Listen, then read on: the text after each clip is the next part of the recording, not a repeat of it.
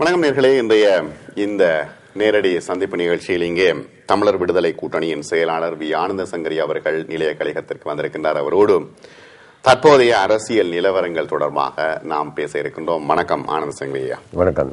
தற்பொழுது மிக அதிகமாக பேசப்படுகின்ற முக்கியமான விடயம் இந்த பாராளுமன்ற தெரிவு குழுவின் ஊடாக இனப்பிரச்சினைக்கான தீர்வு என்பதுதான் பரவலாக பேசப்படுகின்ற விடயம். இந்த பாராளுமன்ற தெரிவு குழு ஒரு நம்பிக்கை உடையதாக இருக்கிறதா? இந்த தெரிவு குழு பிரயோசனம் உடையதா? முதலாவதாக இந்த தெரிவு குழு யாரை கொண்டு உருவாக்கப்படுறது என்று நாங்கள் விஜய் பார்க்கணும். பாராளுமன்றத்தை செல்ல பல்வேறு கட்சியில் போட்டி போட்ட எல்லாரும் இப்பொழுது ஒரு கட்சியில் சேர்ந்திருக்கிறார்.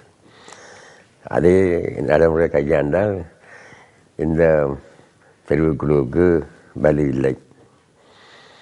அது ஒரு சரியாக ஸ்ட்ரிக்டாக பார்க்க போனால் மோசடி நான் சொல்லுவேன். இப்போ இந்த தெரிவு குழு அமைப்பது என்பது எந்த விதமான பிரயோசனத்தையும் தராது என்று நீங்கள் சொல்றீங்களா? சாதாரணமாக தெரிவுக்குழு மூலமாக எத்தனையோ பேஜை தீர்க்கப்பட்டிருக்கு, நான் மறக்கல. இன்றைய இந்த சூழ்நிலையில் இந்த தெரிவுக்குழு ஒன்று முதலாவது அர்த்தம் அற்றது, தேவையற்றது. ஏன் தேவையற்றன்னு சொன்னால் இது இந்த பிரச்சனை நன்றாக நாட்டு மக்கள் உலக நாடெல்லாம் அறிந்த பிரச்சனை. இதுக்கு என்ன தீர்வு மக்களுக்கு ஏற்புடையாக இருக்காது என்று தெரியும். உலக மக்களுக்கு, குறிப்பாக தமிழ் மக்களுக்கும் என்ன தீர்ப்பை தமிழ் மக்கள் எதிர்பார்க்கிறார்கள், விரும்புவார்கள் என்பது நன்றாக அரசுக்கு தெரியும். இந்த சூழ்நிலையில் இதில் ஒரு கன்சிடப். அப்போ நீங்கள் இதை எதிர்க்கிறீங்க? எதிர்க்கிறதா இல்லை, இது அர்த்தம் இல்லை. நான் இப்போ ஒரு விஷயத்தை நான் குறிப்பிட விரும்புகிறேன். ஜனாதிபதி தேர்தலில் இது நான் கொஞ்சம் எல்லைய மீறி போனோம் தெரியல, சொன்னால் பொருத்தமாக இருக்கும். ஒரு சந்தர்ப்பத்திலே ஜனாதிபதி கூறியிருக்கிறார், குறைந்தபட்சம் ஆனந்த சங்கரி டாக்டர் சிவானந்த அவர்கள் கேட்கிறதால் நாங்கள் செய்ய வேண்டாமா? கேள்வியே மிகவும் ஒரு முக்கியமான ஒரு சந்தர்ப்பத்திலே எப்படி குறிப்பிட்டிருக்கிறார். நான் அந்த விளக்கம் பேர்ந்தும் கூட கேள்வியில் அது எந்த சந்தர்ப்பம்னு சொல்ல வேண்டிய வேறு நான் கூறுவேன். அப்படி கூறுகிறார் ஒரு 6 வருஷத்துக்கு முந்தி.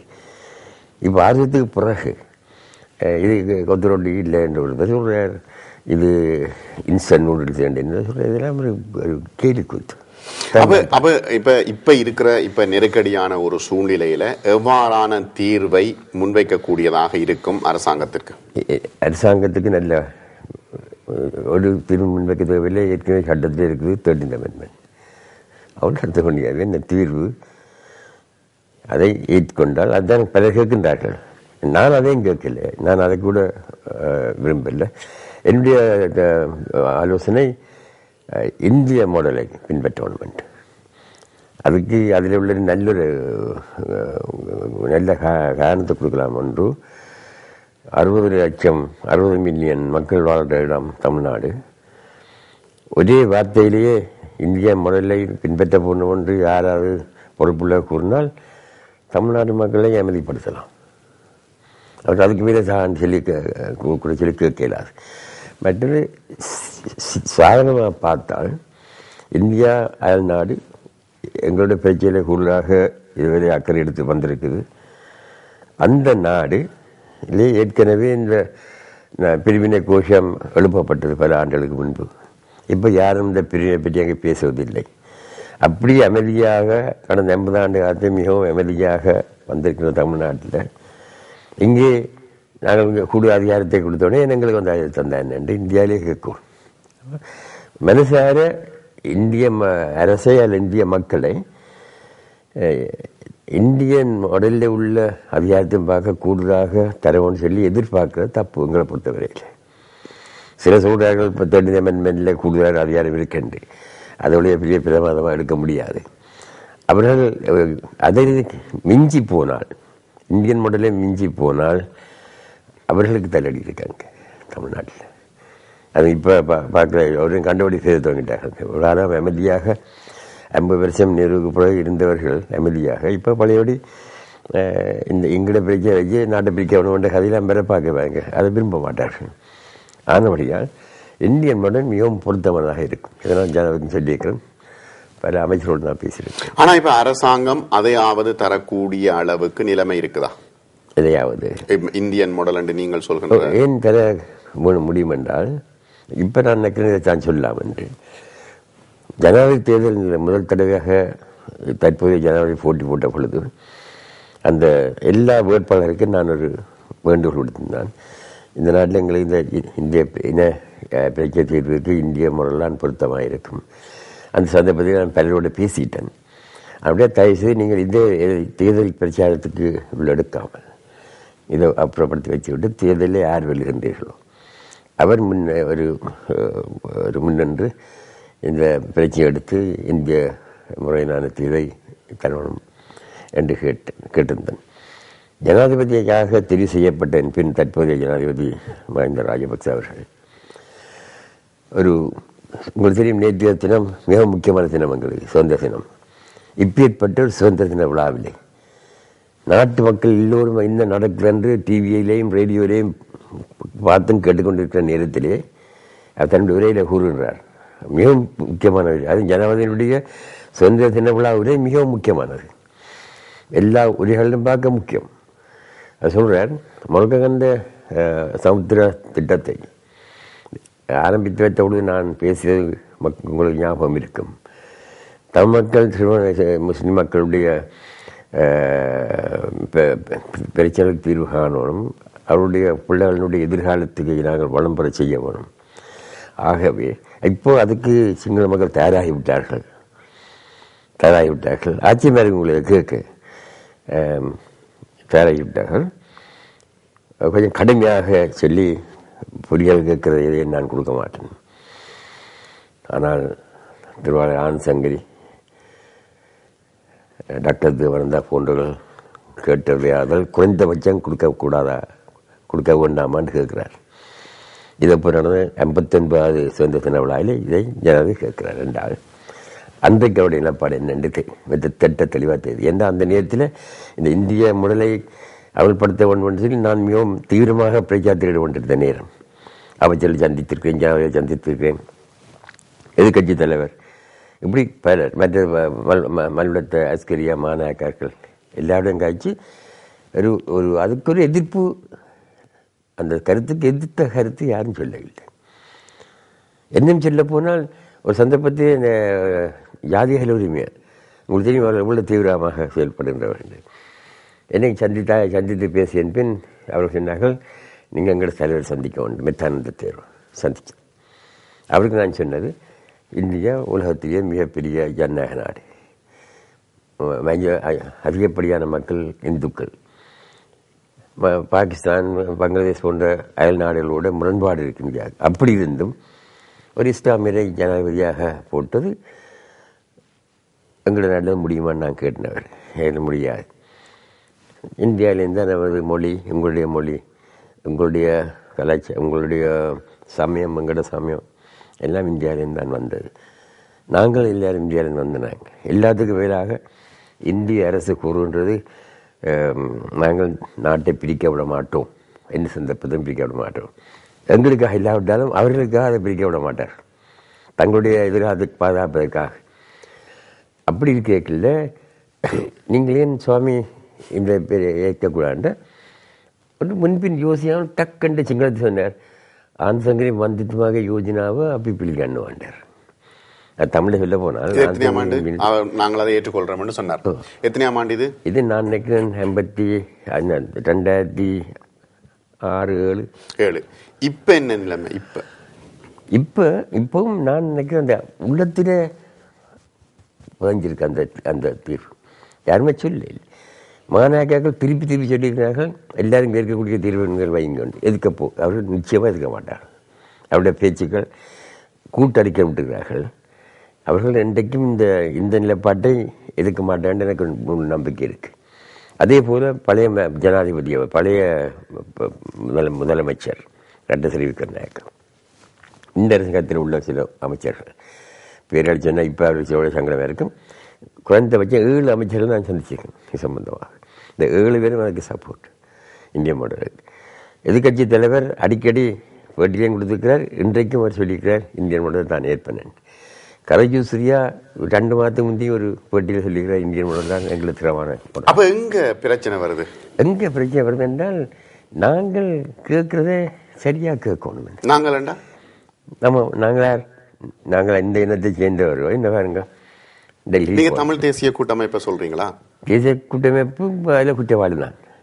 எல்லா கட்சிகளும் குற்றவாளிகள். ஏனென்றால் இந்தியாவுக்கு டெல்லியில் ஒரு பாராளுமன்ற உறுப்பினர் ஆளுங்கட்சியை சேர்ந்தவர் தான். அவர் 400 லட்சம் பேரில் ஒரு ஆள். அவர் கூப்பிட்றாரு, உங்களோட தலைவர் எல்லாரும் வந்தீங்கன்னா நாங்கள் சில முக்கியமான விஷயம் பேசி தெரியும். நாச்சியப்பன் கூப்பிட்ற எல்லாரும் போகிறோம். போனால் நாச்சியப்பனோட போய் தமிழ்லாம் பேசலாமா, அது சிவனின் உரிமையை தாண்டி கேட்கலாமா? நாச்சியப்பன் அந்த லெவலில் இல்லையே. அடுத்து நாங்கள் வந்த லெவலில் இல்லை. நாங்கள் சின்ன குஞ்சுகள், அவரும் வந்த பெரிய பார்லிமெண்ட் ஒரு குஞ்சு. இந்த குஞ்சும் பேசி பெரிய விஷயத்தை தீர்மானிக்க இயலாது. அப்போ நாங்கள் எல்லாத்தையும் பேசுகிறோம், எல்லா கட்சி தலைவர்கள் பேசி ஓரளவுக்கு ஒற்றுமையாக வந்தது. திடீரென்று இங்கேருந்து டெலிஃபோன் கால் இங்கே வந்து அப்படி வந்து குழம்பி சுயநிர்ணய உரிமை, தேசியம், இது ரெண்டையும் வற்புறுத்தி தான் நாங்கள் ஸ்டேட்மெண்ட் இஷ்யூ பண்ணுவோம். என்ன பிரச்சனை? தமிழ் தலைவர்களை வந்து வேறு யாரோ இயக்குகின்றார்களா? நிச்சயமாக சிலரை யாரோ இயக்குகின்றார். அப்போ அது எங்கே போய் முடிய போகுது? அதான் இந்த விஷயத்தில் பாருங்க, அப்படி வந்த உடனேயும் எல்லாரும் திடீரென்று மாறிவிட்டார்கள். மாறி இந்த சிவனின் உரிமை என்று விஷயம் எல்லாருமாண்டா. இப்போ உங்களை தவிர மற்ற எல்லாரும் என்று சொல்றீங்களா? தமிழ் தேசிய கூட்டமைப்பு மற்றது நான் குறிப்பாக நான் குற்றஞ்சாட்ட இல்லை. எல்லாரும் ஓரளவுக்கு சமைத்திருப்பார்கள். அதில் குறிப்பிட்ட 2 பேர் வந்து அதான் குழப்பினேன். கஜேந்திரகுமார் பொன்னம்பலம் அவரும் மற்றவரும் மற்ற பொன்னம். அவருக்கு அரசியல் தெரியாது. அரசியலுக்கு கண்ணுக்குட்டிகள். நான் 60 வருஷம் அரசியல் இருக்கிறேன். 60 வருஷம். ஜிஜி பொன்னம்பலம் அந்த தமிழில் தீர்மானத்தை நாங்கள் நிறைவேற்றி போட்டு வந்த பொழுது நான் இப்போ ஜிஜியை பார்க்கணும். அவர் தான் அந்த கட்சி ஸ்தாபகர். என்னடா செய்துட்டு வாரு என்று கேட்டார். ரத்தாரோட போகுது, ரத்தாரோட போகுதுண்டு தீர்த்த தரிசனமாக சொல்லியிருக்கார் அல்லவா? அவற்ற பேர் என்ற கதையாயுது. அது அவற்ற பேருன்னு தான் சொல்கிறேன்னு பார்த்தா ஊடகங்கள் பெரிய குறைபாடுங்கள நாட்டு என்னவென்றால், ஊடகத்தில் நல்ல திறமாக எழுதக்கூடியவர்கள் இருக்கிறார்கள், திறமான எழுத்தாளர்கள். ஆனால் ஜிஜி பொன்னம்பலம் யாரும் தெரியாது, கவர்மெண்ட் என்ன அமைச்சலிங்க யாரும் தெரியாது. தந்தை செல்லாம் தந்தைன்னு சொல்லி பழக்கம். சில பேர் அது தங்களோட தந்தைன்னு நினைச்சு கொண்டிருக்கிறார்கள். இப்படியாக எழுத போனால் என்னை பற்றி அதில் நான் குழப்ப வேண்டு கூட ஊடகங்கள் எழுத தங்கிட்டார்கள். நான் குழப்பம் இல்லை. அதுக்கு என்ன, தமிழ் ஈழம் கண்டால் நான் தான் மித்த மகிழ்ச்சியோடு சந்தோஷத்தோடு ஏற்பேன். முழங்க இல்லை. நான் மகாராணியுடைய சிம்மாசனத்தில் இருக்கணும்னு சொல்லி ஆசைப்பட்டால் முடியுமா? இயலாது. அப்போ இந்த யதார்த்த உண்மையான யதார்த்தத்தை உணராமல் வாயில பலத்தை சொல்லி வளர்த்து கொள்வோம்.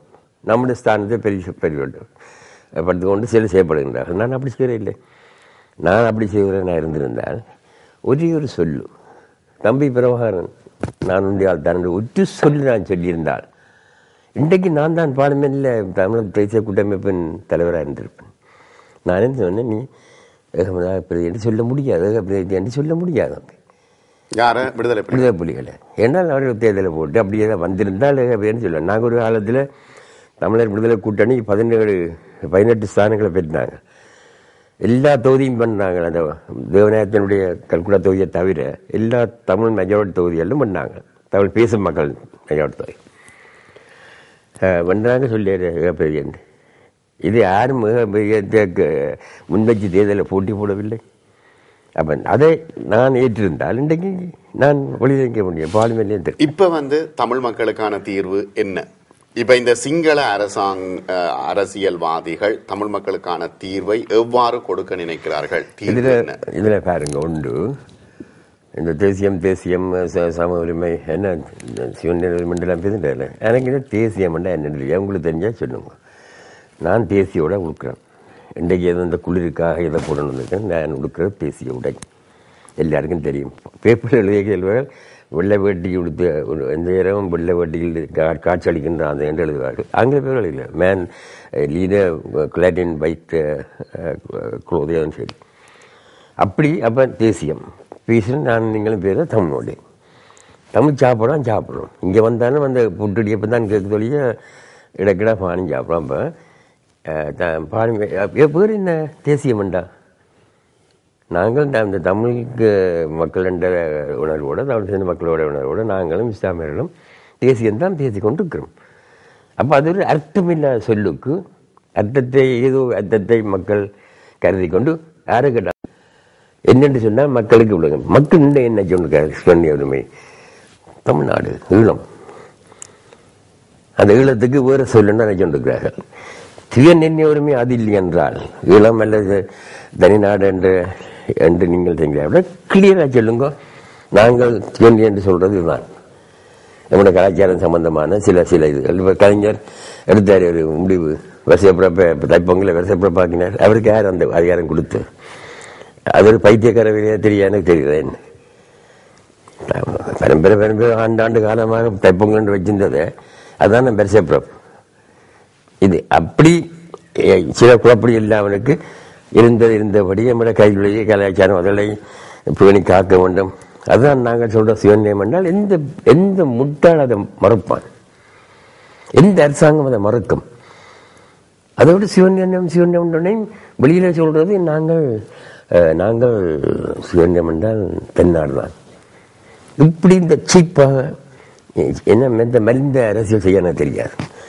கருப்புன்னு சொல்லுவேன், வெள்ளின்னு சொல்லுவேன். சிவநிர்ணய சொல்ல நீங்க விட்டுட்டு வேறு சொல்ல பாவீங்க. அது இன்றைக்கு இருக்கிற சூழ்நிலை கனவு காண முடியாது. இந்த சிவநிர்ணய நாடு பிரிக்கிற கதை எவரும் விட மாட்டேன், எந்த நாடும் சம்மதிக்காது. அப்ப நாச்சியப்பன் பாவதற்கு குஞ்சு பார்மெண்ட் போய் சிவநிர்ணய உரிமையை கேளுங்கொண்டு கேட்டால் குட்டி கலைச்சிடும், உனக்கு பைத்தியம் பிடிச்சி போட கழிச்சிடும். ஆனா இங்க வந்தால் எல்லா பேப்பரும் சில ஊடக எழுத்தாளர்கள் என்ன தான் தாக்கி இவர் தான் குழப்பது என்ன இப்படி சொல்லி என்ன ஒதுக்கினால நாட்டுக்கு தான் நட்டப்பட்டு எனக்கு எந்த அட்டவணைப்படையில் என்ன ஒதுக்கினால உங்களுக்கு தெரியும். 10 லட்சம் $100,000 ஒரு விருது கொடுத்தாங்க. அப்ப நான் இலக்கிய என்ன அது நான் அந்த பணத்தை கட்சிக்கு தான் சொல்லிச்சுக்கிறேன் 75 அது வேறு கதை. ஆனால் அந்த பார்லிமெண்ட் போய் எடுக்கிற இன்கமே எனக்கு ஆண்டவனா கொடுத்துருக்காரு என்ன. அப்ப நான் என்னடா ஒரு நேர்மையான முறையில ஒரு நிலப்பாடு எடுத்தபடியால் தான் ஆண்டனால் தரப்பட்ட பரிசு. அதை கூட சொன்னார்கள். நான் யாரையோ பிடிச்சி எப்படி யாரையும் பிடிச்சி ஒரு மாதிரி அவர் படையால் தானே இந்தியன் பிரைம் தெரியும் பிடிச்சி ஒரு மாதிரி எடுத்துட்டாரு எழுதின பத்திரிகைகளும் உண்டு. அப்ப இன்றைக்கு மற்ற பக்கத்தால் பார்த்தா இந்த தமிழ் தேசிய கூட்டமே வழி நடத்துகிறார் சம்பந்தர். அதுதானே நான் சரி 2 விட்டிகள் சம்பந்தர் போட்டிகள். சம்பந்தம் என்ன சொல்றார்? பாராளுமன்ற போன ஜனாதிபதி தேர்தலில் ஜனவரி மாதம் 30 நினைக்கிறேன் ஒரு பேப்பர்ல அந்த செய்தி வந்திருக்கு. இந்திய பல்வேறு மாநிலங்களுக்கும் வழங்கப்படுகின்ற அதிகாரம் போன்றதை தந்தால் நாங்கள் அதை ஏற்போம். சம்பந்த சொல்ற தலைவர் சொல்றார். தேர்தல் பேர்ந்து 2 மாதத்துக்கு பிறகு பார்லிமெண்ட் தேர்தல் நடந்தது. அந்த பார்லிமெண்ட் தேர்தலில் வென்ற பிறகு சம்பந்த சொல்றார், நீங்கள் எல்லாரும் எங்களோட சேர்ந்து சொல்லி போட்டு இந்தியன் முறையில் நாங்கள் ஆதரிப்போம். 6ஆம் தேதி தினக்குறை எடுத்து வாங்கி பாருங்க, ஃப்ரண்ட் பேஜ் நியூஸ் அந்த படத்தோடு. அது எப்படி கூட தலைவர் சொல்லியிருக்கல. நீங்களும் இந்த தேசியம் மற்ற சிவன் ஒரு பேசி என்ன காலத்தை கடத்தி அவர்களுக்கு வாய்ப்பை கொடுத்து கொண்டு உண்மையான பிரச்சனை தெரியாம நாங்கள் அழிஞ்சு கொண்டு போறோம். என்ன நான் இந்த உள்ளூராட்சி மன்ற தேர்தலில் பேசிக்கலாம்னு சொன்னேன். நல்ல இந்த ரே புக்ஸ் கிடைச்சிட்டால் நான் அதை பாதுகாத்து கட்டி பயன் பண்ணிச்சு வச்சிருப்பேன். அழகாக ஒரு அனிமேரில் அடிக்க வச்சிருந்தேன். நான் ஒரு 15 ரூபா புத்தகம். அல்லது அதை கேட்க எனக்கு பெருமை. The kingdom of Jaffna by Rajanayagan பெருமையோடு இந்த நாள் அப்படியே பார்க்கறது. அந்த தொட வேண்டிய தேவை இல்லை. ஒரு நாள் ஏதோ தேவை தொட்டு பார்த்து ஒரு புத்தகத்தை பார்த்தால் கரையான்.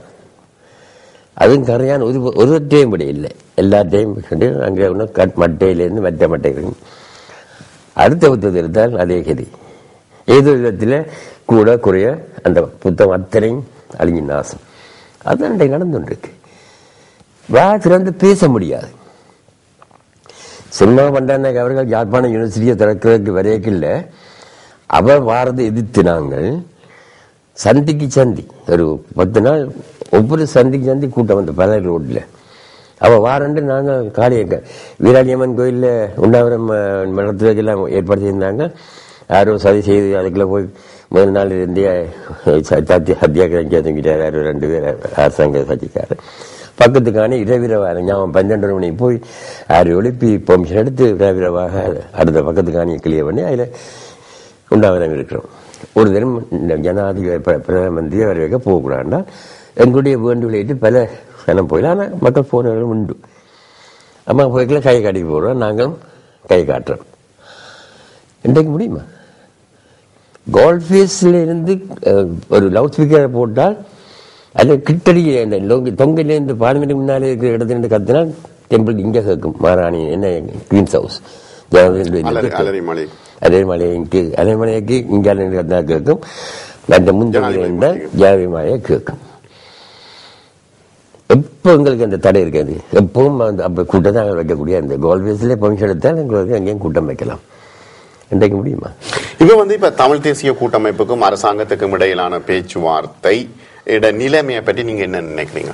அது முழுப்பில்லை. என்னென்றால் 15 தரம் பேசின பிறகு 15 சந்திப்புக்கு பிறகுதான் வருகின்ற இந்த பிரச்சனை என்ன, இந்த போலீஸ் அதிகாரம் அந்த அதிகாரம் பற்றி பேசுறேன். அந்த முதல் 15 பேச்சுகள் நடந்தது. சொல்லுங்க எங்களுக்கு ஏதோ மூடு வந்துடும் வச்சுக்கொண்டு இருக்கிறீங்க. நாங்களும் நான் சம்மந்தத்துக்கு கடிதம் பார்த்தேன். நீங்கள் 51 விஷயம் நான் எடுக்க கொஞ்சம் வெளியே கொண்டு வந்தேன்னா இப்போ கொஞ்சம் மேலே அடக்கமாக இருக்கேன், மக்கள் கேட்க தங்கிட்டார்கள், என்ன அமைதியாக இருக்கிறேன்ட்டு. நீங்கள் என்னென்ன விஷயத்தை பற்றி எங்களுக்கு சொல்லாவிட்டாலும் பரவாயில்லை, ஆனால் நீங்கள் சொல்லி ஆக வேணும். என்ன நீங்கள் எந்த விஷயத்தை எடுக்க இல்லையோ அந்த விஷயத்தை நான் எடுக்க போகிறேன்.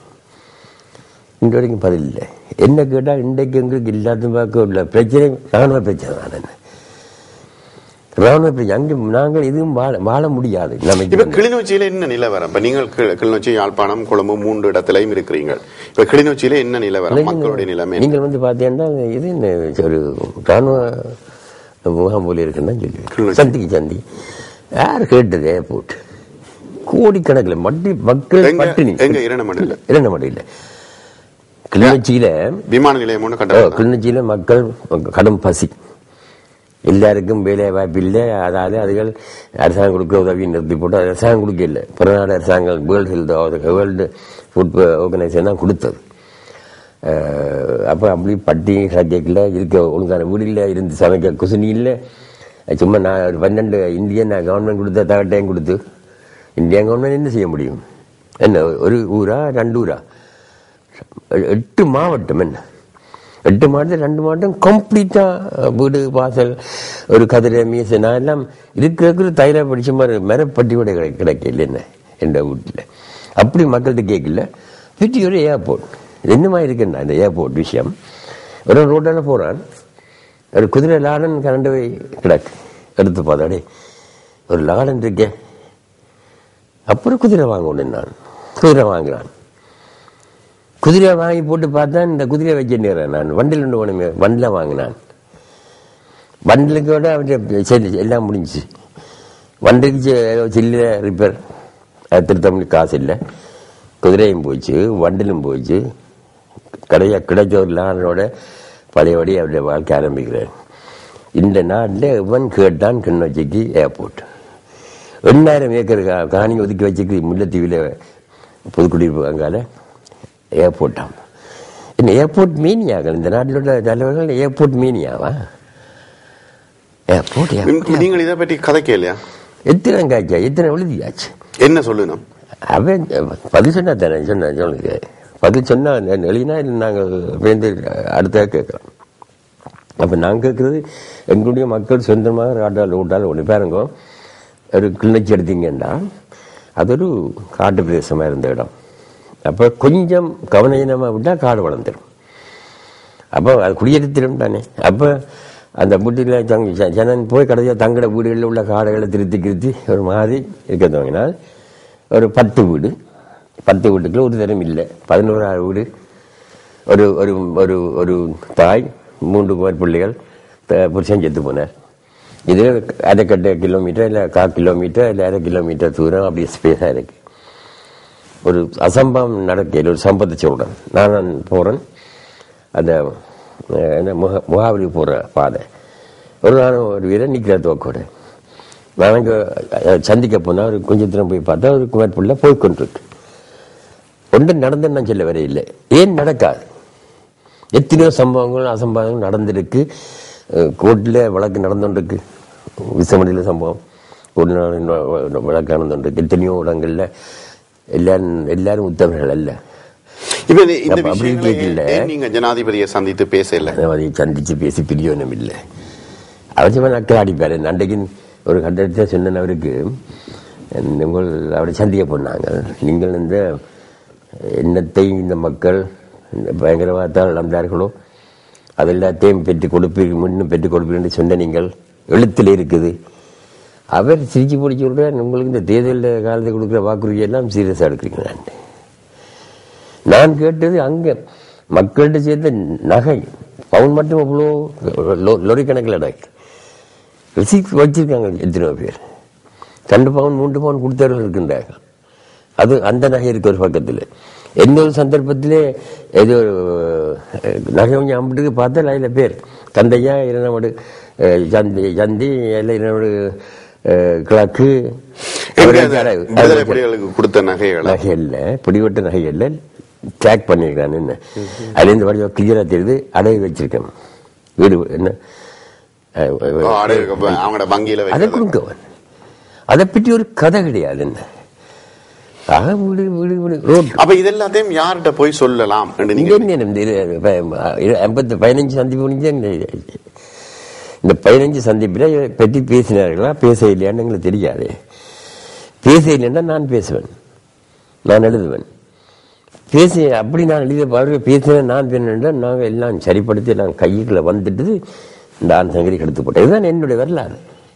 ஏன் உங்களை இணைக்கிறார்கள் இல்ல தமிழ் தேசிய கூட்டமைப்பு?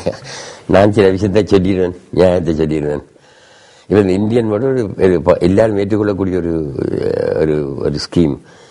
அதுக்கு அலசி யாரென்று பார்த்தால் ஏன் அதை நான் கேட்டேன் விளங்கும், அதில் உள்ள நன்மையை நண்டு விளங்கும். ஒன்றும் தமிழ்நாட்டை மேம்பட பண்ணலாம். 2 எங்கட மக்களுக்கு திருப்தியான ஒரு வாழ்க்கை. இந்தியன்ல இந்தியாவுக்காரன் இருக்குமா அப்புறம் நாங்களும் இருக்க திருப்தி. அமைச்சர்கள் கேட்கிறார் மத்திய இப்பதான் இதுக்கு வருவோம். ஜனாதிபதி சொல்றார் அந்த சுதந்திர விழாவில் சொல்லித்தானே எப்படி மக்கள் இஸ்லாமிய தமிழ் மக்களுடைய பரம்பரையை நாங்கள் காப்பாற்றி கொடுக்கணும், அந்த பிள்ளைகளுடைய பாதுகாப்பு நாங்கள் கவனத்தில் இருக்கணும். ஆனால் இப்போ சிங்கள மக்கள் அதுக்கெல்லாம் தயாராகிவிட்டார்கள். அப்போ சொல்கிறார் தயாராகிவிட்டார்கள். குறைந்தபட்சம் அந்த விடுதலை புலிகள் கேட்குற நாங்கள் கொடுக்க இயலாது, இந்த குறைந்தபட்சம் ஆந்தங்கை டக்ளஸ் கேட்கிறதால் கொடுக்க வேண்டாமான். ஆந்தங்கரை கேட்டது கிளியராக உலகம் முழுக்க தெரியும். இந்திய மாடல். டக்ளஸ் கேட்டது 13th Amendment பிளஸ் 2 பிள்ளை சரி ஒன்றி அவர் அதுதான் இதே அல்ல அதை கொடுக்கணும் இல்லைங்களா, ஏதோ ஒன்றை கொடுங்க. இப்போ உங்களுக்கும் டக்ளஸ் தேவானந்தாக்கும் இடையில எப்படி இருக்கு உறவு? நான் யாரோடையும் கோவிக்கிறது இல்லை. சில விஷயங்கள் எனக்கு பொறுக்காதால் நான் ஒதுங்கிடுவேன், பேச மாட்டேன். டக்ளஸோட கொஞ்ச காலம் நல்ல உறவு இருந்தது. ஆனால் அந்த அவர் அமர்த்தியார். என்ன உங்களுக்கு தெரியும், நான் கொஞ்சம் சட்டம் படித்தான், என்ன ஒன்றும் படித்தானான் இருக்கிறார்கள் என்றால் புத்திஜீவிகள் எல்லாம் இப்போ எழுத துவங்கிட்டார்கள். யார் புத்திஜீவி இலங்கையில் ஒரு 10 பேர் இருக்கணும், அதுதான் புத்திஜீவி. நானும் ஒரு புத்திஜீவி தானே, என்னையும் சேர்க்கலாம் அந்த புத்திஜீவிகளோட. நானும் சட்டம் படித்தேன் நான். ஆனால் கலெக்டிவ் ரெஸ்பான்சிபிலிட்டி ஒன்று இருக்கேன், கேபினட் ரெஸ்பான்சிபிலிட்டி. ஒரு அமைச்சர் செய்கிறதுக்கு ஜனாதிபதி என்ன பிரைம் மினிஸ்டர் பொறுப்பெடுக்கணும். அதுதான் ஏன்னா ஒரு அமைச்சர் சொல்ற சொல்லு, அவர் கூறுகிற கருத்து, அவருடைய செயல்பாடு அத்தனையும் ஒரு அமைச்சர் செய்கிற அத்தனையும் அது கவர்மெண்ட்டுடைய செயல்பாடாக தான் கணிக்கப்படும். அதுதான் கேமரா. அப்போ நாங்கள் எப்படி டக்ளஸை சப்போர்ட் பண்ணுறோம்? சில இப்போ அவர் பாருங்க, இந்த 13th Amendment கேட்ட மனுஷன் இன்றைக்கு சொல்கிறார் அரசாங்கத்துக்கு கணக்கு கொடுக்கணுமே. இன்றைக்கு சொல்கிறார் அந்த திறமான இடம் அந்த பொறுப்பு குழுவில் போய் அங்கத்துவம் வைத்து இந்த செலக்ட் கமிட்டியில் அங்கத்துவம் வைத்து செய்யப்படுறேன். நிச்சயமாக எனக்கு தெரியும், வைத்த மனச்சாட்சிக்கு மாறானார். ஆனால் சொல்ல வேணும், அரசாங்கம் வந்து நிலப்பாட்டு எடுக்க அவர் வந்து நிலப்பாட்டு எடுத்தே ஆகணும், அல்லது அந்த கமிட்டி இருக்கிறார்.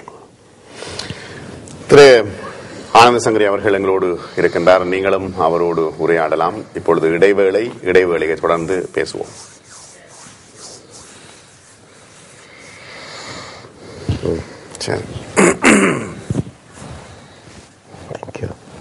பி ஆனந்த சங்கரி எங்களோடு இருக்கின்றார். அவரோடு நீங்களும் உரையாடலாம். இப்பொழுது ஒரு நேயர். வணக்கம். வணக்கம்.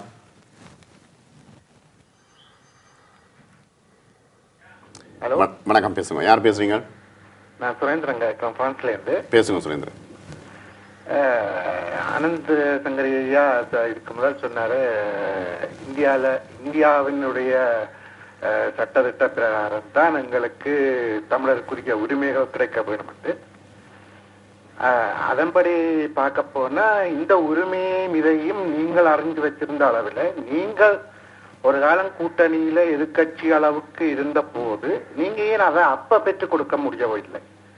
இரண்டாவதாக, சுய நிர்ணய உரிமைங்கிறது தனி நாடுங்கிறதல்ல அர்த்தம். இருக்கு, நீங்க பெரியவங்க, இங்க படிச்சிருங்க, எத்தனையோ அரசியல்வாதிகளையும் எத்தனையோ பேரையும் நீங்க கண்டு வந்தீங்க ஐயா. சுய நிர்ணய உரிமை என்கிறது ஒவ்வொரு மனிதனுக்கும் உரிய மனித சுதந்திரம்ங்கிறது தான் முக்கியமான ஒன்று. அதுக்கு அர்த்தம் தனிநாடு இல்லை. இப்ப நீங்க அந்த நேரம் உங்களால பெற்றுக் கொடுக்க முடியாத ஒண்ணு இப்ப பெறலாம் என்று சொல்றதுக்கும், இப்ப இந்த அரசாங்கம் இந்த அளவு பல நாடுகளுடைய அழுத்தத்துக்கும் பின்னால் கலைக்க வருதுங்கிற போது இதை கீழன்று நீங்க சொல்றதுல எந்த அர்த்தமும் இல்லை. அப்ப நீங்க இருந்த போது நீங்க அதை செய்யல. இப்ப இருக்கிறவங்க எதை செய்யணுமோ அதை அவங்க செய்வாங்க. அவங்க கேட்கறது முழுக்க சரின்னு நானும் சொல்ல வரல.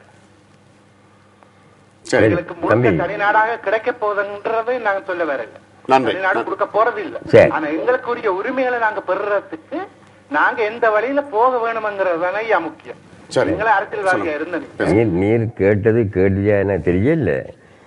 இதைத்தானே நான் சொல்றேன், திருப்பி நீ சொல்றேன். சொல்லுங்க. என்ன நான் தங்க தெரியாது, நான் தான் படிக்கல தானே, படிக்க இல்லை, தெரியாது. நீங்கள் சொல்லுவாங்க, எனக்கு தெரியாது தான் கேட்குறேன். நான் சுய நிர்ணய உரிமை என்றால் சிங்களவர்கள் நினைக்கின்றார்கள் நாட்டு பிரிவினை என்று. அதை சொல்லுங்கோ. நீங்கள் சொன்னதை நான் இனி சொல்லுவேன். நீங்கள் யாருன்னு தெரியாது. சுய நிர்ணயம் என்றால் நாடு பிரிவினை அல்ல. ஒத்து தலைவர் இதுவரை சொல்லிக்கிறாரா? ஒத்து தலைவர் சொல்லிக்கிறாரா? இல்லை. அதைத்தான் நான் சொல்றேன் திருப்பி. அது என்னன்னு சொல்லுங்க. அப்போ அந்த சிங்கள மக்களோட பயத்தை நீக்குங்க. அதோட என்ன பச்சடியாக இருக்க வேணாம் தலையில். என்ன நான் ஒதுக்கப்பட்டவன்? என்ன நான் சொன்னதை பிரபாரன் கேட்டிருந்தால் இன்றைக்கு பிரபாரன் உயிரோடு திருப்பார். இந்த நாட்டுக்கு சொந்தம் எத்தனையோ உரிமை பெற்றிருக்க முடியும். நான் என்ன எழுதினது நீங்கள் வாசிக்க இல்லை, பிரபாரன் வாசிக்க இல்லை. வாசித்தவர்கள் அதை வெளிக்கொண்டு விரும்பவில்லை, ஊடகங்கள் அதை தெரியப்படுத்த இல்லை. எனக்கு நான் தமிழன், தமிழ் பேசியிருந்தால் நான் பேசுகிறேன். எனக்கு தமிழ்நாடு கிடைக்க பெரிய நான் தான் முதல் போய் தாங்க அடிப்பேன். நான் அதுக்கு மாறாவன் அல்ல. மாறாவனாக உங்களை புரியாக்கள் காட்டியிருக்கீங்க உலகத்துக்கு. இனியானால் திருந்துங்கோ. பிள்ளையத்தான் நான் சுட்டி காட்டுறேன். பிள்ளையத்தான் அன்றைக்கும் சுட்டி காட்டினேன், இன்றைக்கும் பிள்ளையத்தான் சுட்டி காட்டுறேன். நாளைக்கு உங்களுடைய உபதேசத்தை கேட்டு சம்பந்தர் ஒரு அறிக்கை விடணும். நான் தங்கிட்டு பிள்ளையாக விளங்கிட்டார் எங்களை. இதை நாங்கள் சுயநிலை வேண்டால் நாட்டு பிரிவினை இல்லை, நாங்கள் எங்களை உரிமையை பற்றி தான் கேட்குறோம். ஏன் சொல்லி இல்லை சம்பந்தர்? சம்பந்தண்டா என்ன, மற்ற தலைவர்ண்டா என்ன, அதுதான் கேட்குறேன். ஒரு நேர். வணக்கம். வணக்கம். வணக்கம். பேசுங்க. உங்களோட தொலைக்காட்சியின் சத்தத்தை குறைச்சிட்டு பேசுங்க. கேள்வியை கேளுங்க. ஆமா, நான் ஆனந்தன் கரியாதான் ஒரு கேள்வி கேட்கிறேன். முந்திக்கிறேன். நான் ஆனந்தன் பேசுறேன் ஐயா. உங்களோட தொலைக்காட்சியின் சத்தத்தை கடந்த காலங்களை நாங்கள் விட்டுட்டு இப்ப நீங்க உங்களோட வாசனத்துல வாயில சொன்னீங்க பிரபாகரன் இருந்திருந்தா கட்டாயம் நாடு பெற்றிருப்பாருன்றது நான் வரவேற்கிறேன். அந்த வசனத்துக்கு இன்றைய பாருங்க, இன்றைக்கு ஸ்ரீலங்கா கவர்மெண்ட் வந்து போர்க்குற்றத்துக்கு இன்றைய ஐக்கிய சபையில கொண்டு வந்து எல்லா சர்வேதங்கள் திணிக்கின்ற பொழுது இன்றைக்கு ஐக்கிய கட்சியும் சொல்லியிருக்கின்றது என்னன்னு சொன்னால், ஸ்ரீலங்கா அரசாங்கத்தை பாதுகாக்கிறதுக்கு தாங்களான முழு உதவிகளையும் தாங்கள் செய்யக்கூடிய தயாராக இருக்கிற ஒத்து செய்வோம் என்பதற்கு தங்களை காப்பாற்றிக் கொள்ள, சிங்கள தேசத்தை காப்பாற்றிக் கொள்வதற்காக அந்த கட்சிகள் வந்து கொண்டு இருந்திருக்கின்றன. ஆனால் அவர்களுக்குள்ளே வந்து கட்சி முரண்பாடு நிறைய இருக்கின்றது. அதே மாதிரி தமிழ் விடுதலை கூட்டணியா இருந்தாலும் சரிதான், தமிழ் தேசிய கட்சியா இருந்தாலும் சரிதான், எந்த தமிழ் குழுக்கள் எல்லாம் வந்து அவர்களை போல எங்கட உரிமையை பெற்றெடுப்பதற்காக ஒன்றுபட்டு போராடுங்கோ, கொள்கை ரீதியாக போராடுங்கோ. ஆனா உங்களுக்கு அந்த கட்சிகளுக்கு மாதிரி எங்க கட்சிகளும் பிரச்சனை பிரிவுகள் இருக்கின்றது, பேதங்கள் இருக்கின்றது. அதை நாங்கள் அப்பாலே ஒரு புறம் வைத்துக்கொண்டு அதான் முட்டுமுள்ள மாற்ற சொல்ல ஏன்னா அதுல உள்ள இழுபறிகள் வந்து எங்களுக்கு தெரியாது. உங்களுக்கு அரசியல்வாதியான உங்களுக்கு தான் தெரியும், எங்களுக்கு தெரியாது, மக்களுக்கு தெரியாது. அது ஒருபுறம் வைத்துக்கொண்டு அவர்கள் எந்த வெற்றிமையா தங்கள் திங்கத்தை பாதுகாக்க நிற்கின்றார்களோ அதே மாதிரி எங்கட மக்களுடைய உரிமை, எங்கட மண்ணுடைய உரிமையை பெற்றுக் கொள்வதற்கு முக்கியமாக நீங்க வன்னி பிரதேசம் கிளிநொச்சி மாவட்டத்தை பாராளுமன்ற உறுப்பினர் என்ன சரி, இப்ப நீங்கள் வந்து ஒற்றுமையா இருக்கணும் என்பதுதான் அவருடைய கருத்துக்கள். நீங்கள் அப்ப நான் எந்த குற்றச்சாட்டு சரிதானே, நான் என்ன செய்கிறேன் என்றதை உங்களுக்கு தெரியாது. அதுதான் மிகவும் வேதனையான விடயம். என்னுடைய உள்ளத்திலே கிடந்து கொதிக்கின்ற விடயங்களை சொன்னால் நீர் எனக்கா சேர்ந்த அழுவீர். அத்தனை துருவங்களையும் மறந்து ஒரு பக்கத்தை தூக்கி வச்சு போட்டு வீடு தேடி போய் தமிழ் தேசிய கூட்டமைப்பினுடைய கந்தூருக்கு வீடு தேடி போய் நானும் சித்தார்த்தனும் நாங்கள் நிபந்தனையற்ற ஆதரவு தரப்போறவங்களும் தேர்தலுக்கு என்று பிரச்சாரம் சொந்த செலவில் சொந்த என்னுடைய உடல்நிலையம் பாராமல் அங்கே கொண்டச்சியிலிருந்து முள்ளியான் வரைக்கும் என்ன மாத்திரம் வரைக்கும் எல்லா கூட்டத்திலையும் பிரச்சாரம் செய்த நாங்கள் எந்த கவலையை பற்றி ஒன்று நான் சொல்லலை. இப்போ ஆக கேட்டது இவர் கேட்டதுக்கு ஒரு மறுமடி. அதுதான் நான் சொன்னான் ஒழிய நான் நீ ஒரு விரோதியாக பார்க்கக்கூடாது. உமக்கு இவ்வளவு பற்றிருக்கிறோம் என்னை பற்றி எனக்கு அதில் கூட இருக்கிறேன். நான் உண்மையிலும் பார்க்க எத்தனையோ வயது மூத்தவன். நீர் உடம்புக்கு இளமை துடிப்பு இருக்குது, எனக்கு இளமை துடிப்பு இல்லாமலுக்கே நான் தமிழ் தான் நீங்கள் மகிழ்ச்சியோடு இருக்கக்கூடியவன் தான். அதுக்கு விதமானவன் அல்ல. எல்லாரையும் ஒற்றுமையாக வரைச்சு தான் கேட்குறேன். முந்தி வரைக்கும் உங்களுக்கு தெரியாதே நான் ஒற்றுமையாக 6 மாதம் ஆச்சு. நானும் சித்தார்த்தன் போய் கூட்டங்களில் பேசி 6 மாதம் 2 இலக்கியம் முடிஞ்சுது. என்ன உங்களுக்கு தெரியலையே நான் செய்த சேவை. அப்போ உங்களுக்கு இதை சொல்லல இல்லை, சில விஷயங்களை மறைக்கிறார்கள். கடந்த காலத்தில் இதெல்லாம் மறைச்சார்களோ அதை மறைக்கிறார்கள். நான் ஒற்றுமையாக தான் இருக்கிறேன், ஒற்றுமையாக வாங்க நான் கேட்குறேன். இன்னும் ஒரு நேர் வணக்கம். ஹலோ வணக்கம், பேசுங்க. வணக்கம், நான் இங்க பாலகுமார் கிங்ஸ்பர்ல கேட்கிறேன். பாலகுமார், நீங்க கேள்வியே கேளுங்க, அப்ப பிரயோசனமா. சுயநிர்ணய உரிமைன்னு சொன்னா எங்களுக்கு தேவையான எங்கட தேவைகளை பூர்த்தி செய்யறதான் சுயநிர்ணய உரிமை.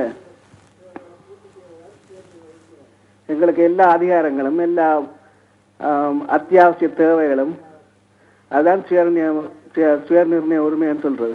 சரி, நன்றி உங்களுக்கு. நான் திருப்பி சொல்லல பதில். நான் சொல்றேன் சுயநிர்ணய உரிமை என்றால் அது தனிகளும் கேட்கிறேன்டாலும் எனக்கு சந்தோஷம் அடைய முடியாதுன்னு தான் சொல்றேன். நான் அதனுடைய அந்த சுயநிர்ணய உரிமை என்ற வீட்டை பாவிக்காமல் அதுக்கு ஏற்ற மாதிரி இப்போ நீங்கள் சொல்லி அது பிரிவினை இல்லையாண்டு அப்போ நல்லபடி விளங்கப்படுத்தி இது பிரிவினை இல்லையாப்பா, இது நாங்கள் எங்கே கோயில் வைக்கிறது, இந்த கொண்டாடுறது, எந்தெந்த விழாக்கள் எங்களுக்கு தேசிய விழாவாக கொண்டாடுறது, அப்படியான விஷயங்களை பற்றி தான் பேச போகிறோம். இல்லை எங்களுக்கு சேவை பற்றி பேச போகிறோம். நாட்டு பிரிவினை இல்லை, இதை சிங்கள மக்கள் நன்றாக உணர்வோன்னு சொல்லி எல்லா தலைவரும் சேர்ந்திருக்கால் சொன்னால் என்ன, எல்லா தலைவரும் சேர்ந்திருக்கா சொன்னால் என்ன, இந்த அரசாங்கத்துக்கு சுதந்திரம் இல்லைன்னா நாங்கள் நாடு பிரிக்கிறேன் இல்லையாப்பா, நான் எங்களை பற்றி பேசுறது. இன்னொரு நேர் வணக்கம். வணக்கம், இது முருகானந்தன். முருகானந்தன் பேசணும், கேள்வியை கேளுங்க. தந்தை செல்வநாயகம், அண்ணன் அமிர்தலிங்கம், சிந்தனை சிட்டி, கதிரவேலு பிள்ளை ஐயா போன்றவர்களுடன் எல்லாம் சேர்ந்து தமிழர் விடுதலை கூட்டணியை உருவாக்கத்திலும் அதனூடாக தன்னை உயர்த்துவதிலும் அரசியல்வாதியாக பரிணமிப்ப இருந்த ஆனந்த சங்கரி ஐயாவுக்கு இப்ப தேசிய மண்டா என்ன சுயநிர்ணய உரிமை மண்டா என்னன்றதை சொல்லிக் கொடுக்கறதுக்கு எனக்கு வயது பத்தாது. ஆனால் தமிழீழ மண்டதையும் அதுக்கான அந்த போராட்டத்தினுடைய அடிப்படையை சுயநிர்ணய உரிமையின் உள்ள ஒரு இனம் தனக்கு என்னது வேண்டதை தான் தீர்மானிக்கலாம். ஆகவே இதுகளை நாங்கள் உங்களுக்கு சொல்லிக் கொடுக்கலாம். ஏனென்றால் ஆடு குலை கடிச்ச மாதிரி பலதையும் கடிச்சு கொண்டிருக்கிறீங்கள். உங்களை நான் என்ன சொல்றேன்னு விளங்கையில் நீங்கள் அவங்க மங்கையரசு கரிசி அக்கா இருக்கிறார், இங்கே ஆனந்த சங்க யார் எங்கட அவரங்க சின்னத்திர ஐயா இருக்கிறார்.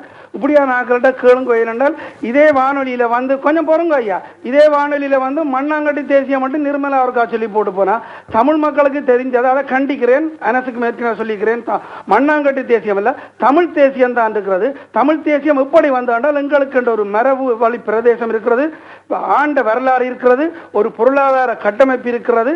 இப்படியான நிலையிலே தமிழ் தேசியத்துக்கு எங்களுக்கு நாங்கள் ஒரு தமிழ் தேசியமாக தமிழ் ஒரு தங்களுக்கு ஒரு நாட்டை சுயநிர்ணய உரிமையின் அடிப்படையில் உருவாக்கலாம் என்று அந்த காலத்திலே அண்ணன் அமிர்தலிங்கம், சிந்தனை சிப்பி, கருவேலுப்புள்ள போன்றவர்கள் எல்லாம் எங்களை ஊட்டி வளர்த்தார்கள். ஆகவே நீங்கள் அரளவேந்த ஒரு ஆளாக மாறாமல் இருக்க வேணுமா இருந்தால் கண்டதையும் கடைச்சு உங்களோட மரியாதையை கெடுத்து கொள்ளாதுங்க. அவ்வளவுதான் நான் சொல்லக்கூடியது. பாவம் பரிதாபமா இருக்கு உங்களை பார்க்க. உங்க நன்றி, வணக்கம். தம்பி பாருங்க, ஊருக்கு இங்க இருந்து இந்த கொழுப்பு கதை இருக்குது. எங்க இருந்து இந்த கொழுப்பு கதையை விட்டுட்டு கொஞ்சம் நிதானமா சிந்திங்க. அங்க நாடு அழியுது, அழிஞ்சு கொண்டு போகுது நாடு. நாளுக்கு நாள் அழியுது. இது நான் கேட்ட போட்டு நான் இங்க வெள்ளாடும் இல்லை, செம்மறியாடும் இல்லை. எனக்கு நீ சொன்ன தத்துவம் விளங்காலுக்கு அல்ல. எனக்கு சுயநிர்ணயம் வேண்டாம் என்னென்னு தெரியாது. நான் பேச நினைக்கக்கூடாது. நீ இப்போ உனக்கு முன்னுக்கு பேச சுயநிர்ணய பற்றி என்ன கருத்து கொண்டிருக்கிற? நீர் என்ன கருத்து கொண்டிருக்கின்றீர்? இன்றைக்கு அமைதியை பற்றி வேதிறந்து ஒரு அமைதி பேரை உச்சரிக்க தைரியம் இல்லாக்கிறது இல்லைங்க. உங்க பொறியாக்கள் இன்றைக்கு ஏதோ சிந்தனை சிப்பியை பற்றி, தமிழகத்தை பற்றி, அந்த உத்தமனை பற்றி பேசுவதற்கு உங்களுக்கு என்ன அருகதை இருக்கு? வேதிறந்து ஒரு தலைவர் அமைதியை பற்றி பேசுறதில்லை. இப்ப பெரிய அவருக்கு ஊட்டி வளர்த்தேன் சொல்றீங்களே, யாரையும் சொல்றீங்க? எனக்கு சொல்றீங்க. நீங்க கொஞ்சம் திண்டிங்க, அவைய கேளுங்க உங்களுடைய ஆக்களை. எங்களுக்கு இந்த அமைதிங்க ஊட்டி வளர்த்தவர் இந்த அமைதிங்க பற்றி ஏன் பேசுறது இல்லை? ஆளுங்க சின்னத்திலே கேளுங்கள். ஆளுங்க சின்னத்திலே என்ன சொல்லு? அவங்க சின்ன பேரை சொல்லி அரசியல் செய்து போட்டு இவ்வளோ காலம் தமிழ்ச்செல்வனோட படம் எடுத்து போட்டு அதை போடுறார். என்ன யாருக்கு சொல்லு? நாங்கள் எல்லாம் பார்த்துண்டாந்துருக்கோம் தம்பி. உங்களை போல ஆக்களுக்கு நான் பதில் சொல்ல வேண்டிய அவசியம் இல்லை. அதுக்கு எனக்கு தராதரம் காணாது. உங்களோட லெவலுக்கு நான் வரையலாது. ஒரு நேயர் வணக்கம். ஹலோ, வணக்கம். யார் பேசுறீங்க? மனோகரன். மனோகரன் பேசணும். ஏன் இப்போ இதில் கேட்டுக்கொண்டிருக்கல நான் சொல்ல வர்றேன்னு சொன்னால், இப்போ டிஎன்ஏ பாலிசி வந்து மேனிஃபெஸ்டோ வந்து 1948 செல்லநாயகராக்கள் கேட்ட சேம் பாலிசி ஃபெடரல் பாலிசி தான். அந்த ஃபெடரல் பாலிசியில் நிற்கல அதை வந்து அங்கே தமிழ்லாம் கேட்கல. மற்றது இப்போ இவர் சொல்ற மாதிரி தேசியம் என்றால் சும்மா தோசை முடியப்பம் சாப்பிட்றது தான் தேசியம் என்றது இல்லை பாயிண்ட். அவர் கேட்கறது நாங்கள் தமிழ் இனம் ஒரு தேசிய இனம். அங்கே ரெண்டு இனம் இருக்குது. ஒன்று வந்து சிங்கள தேசிய இனம், அடுத்தது தமிழ் தேசிய இனம் என்றதை அக்செப்ட் பண்ண வேணும்ன்றது. ரெண்டாவது பாயிண்ட்ஸ் வந்து இந்த செல்ஃப் டிட்டர்மினேஷன்ன்றது, சுயநிர்ணய உரிமை என்றது அது சும்மா நாங்கள் நினைச்சதை கதைச்சிட்டு போறதுதான் இந்த சுயநிர்ணய உரிமை என்றது இல்லை. சுயநிர்ணய உரிமையில ரெண்டு விதமான இருக்குது. ஒன்று வந்து உள்ளக சுயநிர்ணய உரிமை, ரெண்டாவது வெளியக சுயநிர்ணய உரிமை, internal and external self determination. அப்படி இருக்க அதைத்தான் பிரபாகரன் கூட 2002 இருந்து கேட்டுக்கொண்டு வந்தது இன்டர்னல் செல்ஃப் டிட்டர்மினேஷன். அதைத்தான் கம்யூனிகே ஆல்சோ சொல்லுது, உள்ளக சுயநிர்ணய உரிமை பற்றி கதைப்பம் என்று சொல்லி. அப்ப இந்த சுயநிர்ணய உரிமைன்றது சும்மா சாதாரண விஷயம் இல்லை. நாங்கள் வந்து வடகிழக்கு இணைஞ்ச ஒரு சுயநிர்ணய உரிமை ஒன்றை கேட்கிறோம். அந்த நிலம் வந்து தமிழ்நாட்டோட ட்ரெடிஷனல் ஹோம்லேண்ட் என்றதை கேட்கிறோம். இதுதான் அந்த லேண்ட் பாலிசி. சும்மா எங்களுக்கு அதே மாதிரி விட்டு கொடுத்து மிச்சத்தை கேட்கிறோம் இல்லை. வடகிழக்கு வந்து காலங்காலமா வந்து சரித்திர ரீதியா தமிழ் இனம் ஆண்ட நிலம், அந்த நிலத்தை பற்றி தான் கதைக்கிறோம். ஆனபடியால் இது வந்து இந்த திம்பு பிரின்சிபிள்ல 4 பிரின்சிபிள், அதுல இந்த நான் சொன்ன மூன்று பிரின்சிபிள், இதைத்தான் ஸ்ரீலங்கன் கவர்மெண்ட் ஏற்கல. ஆனபடியால் இந்த தேசியம் தன்னாட்சி என்று சொல்றது வந்து ஒரு சிம்பிள் மெட்டர் இல்லை. இதுல வந்து நீங்கள் பேரை மாத்தலாம் கொள்ளலாம் என்று கலைக்கலாம். ஆனால் அந்த மெட்டர் சரியா இருக்கணும். நீங்க பேரை மாத்திக்கல. ஏன் ஸ்ரீலங்காக்கு வந்து செல்ஃப் டிட்டர்மினேஷன் என்றால் நிறைவேறிட்டது? ஏன் மற்றது தேசியம் என்று சொன்னால் நிறைவேற்றது? இதுதான் சாதாரண விஷயம் என்றால் விட்டு கொடுத்துட்டு போயிடலாமே. சிங்களவனுக்கு விளங்குற விஷயம் ஏன் உங்களுக்கு விளங்கல என்று சொல்லிக்கொண்டு நான் நிப்பாட்டேன். தேங்க்யூ. எனக்கு உங்களுக்கு விளங்கினாலும் எனக்கு விளங்கல என்று நீ நினைக்கிறீர். என்ன செய்ய அனுதாபப்படுறதுனா, நீர் லோக்கலில் போய் அல்லது இங்கே பள்ளத்தில் போய் லெக்சராக செய்யணும். எனக்கு நீர் படிப்பிக்கதே இல்லை டிட்டர்மினேஷன் என்னன்னு. நீங்கள் சொல்றதை நீர் இப்போ சொன்னதை பகிரங்கப்படுத்தி தலைவர்கள் சொல்லணும். சொன்னாதான் பிரச்சனை தீரும். மற்றது 7 லட்சம் மக்கள் இருந்த இடத்துல இப்போ 3 லட்சமாக போச்சு. நீர் இங்கே ஏறியர் வேற அங்கே, நான் அங்கே இருக்கிறேன். இங்கிருந்து எங்களுக்கு உபதேசம் தெரியல. அங்கே மக்கள் அழியுது, பட்டியல சாகுது சனம். அதை பற்றி பேச இல்லை நீர். சிவநேரம் சரி, நான் தான் அதுக்கு மாறில்லை சொல்றேன். திருப்பி சிவநேரத்துக்கு மாறில்லை, இந்த தமிழத்துக்கு நான் மாறில்லை. இப்ப என்ன நடக்குதாங்க? மக்கள் அழிந்து கொண்டு போறார்கள். உரிமை எல்லாம் போச்சு. நான் நோக்கி ஆரம்பத்தில் சொன்னால் சினிமா வரைக்கும் நின்று துணிஞ்சு கைகாட்டி கூட்டம் வச்சு எதிர்த்த நாங்கள். இப்ப திறக்கல. அங்க லண்டன்லேருந்து திறக்கலாம். நீங்கள் நான் இவ்வளவு தைரியமா பேசுனேன் அங்கே இருந்து கொண்டு. நான் இந்த அரசாங்கத்துக்கு வாழ பிடிக்கிறேன். நான் தானே சொல்றேன், குற்றம் குற்றம் குற்றம் குற்றம் தான். என்ன நெத்திக்கு என்ன காட்டினாலும் குற்றம் குற்றம்னு சொல்றான் நான். நீங்கள் என்னக்கு என்ன பிழை பிடிக்காதுங்க. நீங்கள் என்ன பிழை பிடிச்சா இன்றைக்கு நாட்டு இந்த அழிவை கொண்டு வந்து வச்சுக்கிறீங்க. என்ன நான் இருந்தேன்டா இருக்க வேண்டிய இடத்துல இருந்திருந்தா இன்றைக்கு நிலைமை வேறு. தற்பொழுது இந்த காணி அளவீடுகள் தொடர்பாக பிரச்சனை வருது. எங்க அந்த பிரச்சனை வருது? ஒரு சத்தியாகிரகம் ஆர்கனைஸ் பண்ணி எல்லாரும் வச்சு தான் நடத்தினாங்க. இங்க பவுனியாவில் இது தெரியாது சில பேருக்கு. இங்கே ஏன்னா அவைக்கு ஆந்தங்கன்னா ஒரு விஷம், ஆந்தங்கன்னு சொல்லி அது விஷம் வேண்டாம் இருக்கு. ஏன்னா திருந்தாது எழுதுகள் வேற ஒரு சிந்தனை சிப்பி, சிந்தனை சிப்பிக்கு யாரா உச்சரிக்கணும் பேர், அவனுக்கு பேர் உச்சரிக்கணுமே. சில எம்பி பேருக்கு அவனுக்கு அவனுக்கு யாருன்னு தெரியும். அவங்களுக்கு தெரியுமா நான் சொன்ன நம்பியோட? சில எம்பி பேருக்கு தெரியும் அவனுக்கு வேறன்ட்டு. இந்த காணி பிரச்சனை இதுதானே. இங்கே சிலர் இந்த காணி பிரச்சனை டிஃபெண்ட் பண்ணினோம். அவங்க கணவருக்கு வீடு இல்லாதவர்களுக்கு, கக்கூசு இல்லாதவர்களுக்கு கட்ட சொந்த காணிக்கெல்லாம் கட்டணுமாம். அதுக்கு அதுதான் இது அரசாங்கம் செய்யுதுன்னு சொல்லி யாருக்கு போய் காட்டுறாங்க. அதுக்காக யாழ்ப்பாணத்தில் உள்ள காணிக்காரர் எல்லாரும் இது இந்த காணின்னு சொல்லணும். என்ன சிலருக்கு தொழில் கட்டணுமா? அப்ப நான் சொல்றேன், அவனவன் தன் காணி இருக்கு, உறுதி இருக்குது. அவங்க காணி 2 பேருக்கு அண்ணன் தம்பிக்கு இல்லை, என்ன பிரச்சனை, பங்கு பிரச்சனை வந்தால் கூடு இருக்குது. அல்ல கீழ்மட்டத்தில் லெவல்ல காணி அரசாங்கத்தால் வழங்கப்பட்ட காணி அந்த ஜிஏ இருக்கிறார், அவையிடமுங்கோ. இது நீங்கள் இவர் செய்கிறதை பார்த்தால் ஒரு 1000 காணி இருந்தால் அதில் ஒரு 500 பேர் தான் உறுதி வச்சிருக்கணும். மிச்சம் 400 பேருக்கு உறுதி இல்லை. இப்ப அரசாங்கம் செய்யறது பிள்ளைன்றீங்க. முழுப்புல என்னையே புரியல. இப்ப 1000 பேர் ஒரு குறிப்பிட்ட கிராமத்தில் 1000 குடும்பம் இருக்கு. 40 குடும்பம் ஒரு 500 குடும்பத்திட்ட மட்டும் உறுதி இருக்கு. அப்ப மிச்சம் 500 இல்லையே புரியும். நீங்க அரசாங்கத்தை நான் கேட்கிற இந்த கேள்வி என்ன செய்ய போற மிச்ச காணிய அதுதானே. அப்ப உரியேற்ற திட்டம் வேண்டா ஈயட்ட விட வேண்டியான் யாரப்பா இது என்னட்ட இருந்தது, என்னட்ட இன்னார் பறிச்சு இன்னாரு கொடுத்தது என்று சரி அதை சொந்தத்தை ப்ரூவ் பண்ணு, பக்கத்துக்காரனை கூப்பிட்டு விசாரிக்கிறது போட்டு அந்த பிரச்சனை ஜியோட விடணும். உறுதியோட சம்மந்தப்பட்ட விஷயத்தை கூட்டோட விடணும். இவே வரக்கூடாது. இவே மிக நன்றி ஆனந்த சங்கரி ஐயா. இவ்வளவு நேரமும் இலங்கையினுடைய அரசியல் நிலவரங்கள் தொடர்பாக நாம் பேசினோம். நன்றி இந்த சந்திப்பில் கலந்து கொண்டதுக்கு. வணக்கம். நல்லது. இத்தோடு இந்த சந்திப்பு நிகழ்ச்சியை நாம் நிறைவு செய்து கொள்வோம். மீண்டும் மற்றொரு நிகழ்ச்சியில் சந்திப்போம். வணக்கம் நேர்களே. ஓகே, இவங்க கொஞ்சம்